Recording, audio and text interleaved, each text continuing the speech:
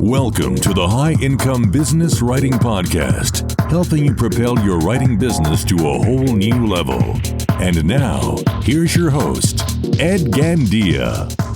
Hey there, welcome to another episode of the High Income Business Writing Podcast, the number one podcast for business writers and copywriters who want to earn more in less time doing work they love for better clients. With over 1 million downloads from listeners just like you across 101 countries. This episode is much shorter than usual. Rather than my typical 45-minute format, today I'm sharing a quick tip with you. This is part of the audio insights I publish for my private coaching clients every weekday, and I thought you'd find it helpful. So here we go. Hope you enjoy it. Very often we'll come across an opportunity that sounds really good on the surface, typically because the work maybe sounds exciting, or maybe the client sounds like someone who'd be great to work with. Maybe they're a big brand or a very well-known player in a target market. But the problem is that this excitement we feel tends to cloud our judgment. And we start the process by asking ourselves the wrong question, which is typically, how can I win this deal? Instead of the right question, the better question, which is this a deal that makes sense to pursue? Is this a winnable opportunity? Over the years, I've learned the hard way to approach every opportunity with that kind of thinking. Is this a deal that makes sense to pursue? So rather than let the excitement cloud my judgment, I approach it with a default level of skepticism. And then I let the prospect give me reasons why I should pursue them. Now, bear with me because I know that sounds could come across a bit arrogant, but it's not at all.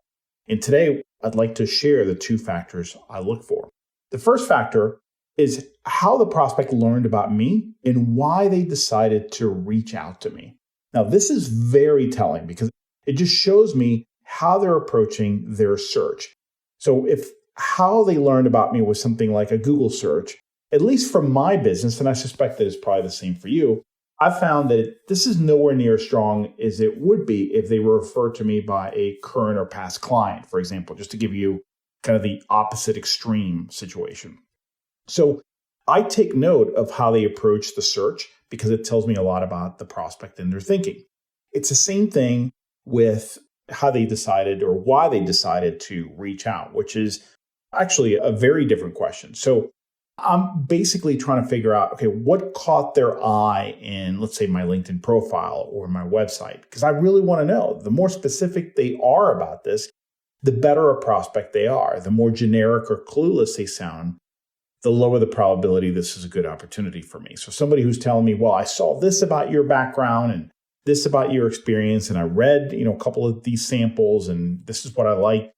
That is a very different prospect who said, well, I don't know, I just did a Google search for, technology copywriter, and you came up. Okay. So anyway, that's the first factor, how they found out about me and what caused them to take the time to reach out to me specifically. The second factor is the hoops the prospect expects me to jump through. Someone who gets right to questions about hourly rates, what do I charge by the hour, or maybe they want to set up a long meeting to discuss their entire company's history and then pick my brain for ideas, or they want me to respond to a formal request for a proposal. And that doesn't happen often, but it has happened. Or maybe they want me to send them a resume or something unusual like this. That is not a good prospect. Good prospects find someone they like. They know why they like that professional and why they took the time to reach out. And they openly share their challenges and objectives with that professional. Good prospects treat the creative professional as just that, a professional, a peer, not a vendor, not a worker, not someone they get to order around. So I look for prospects who seem to have enough trust in me by the time we get to this conversation that they're willing to open up a bit about their problems and goals, and we can have a grown-up conversation that will be productive, even if at the end we end up not working together. Well, that's it for today. I hope you enjoyed the episode. And just a quick reminder to grab your free copy of my latest book, Earn More in Less Time: The Proven Mindset, Strategies, and Actions to Prosper as a Freelance Writer. You can get your free copy at b2blauncher.com, where you will also find the detailed show notes to this and all my other episodes. Enjoy and have a great day.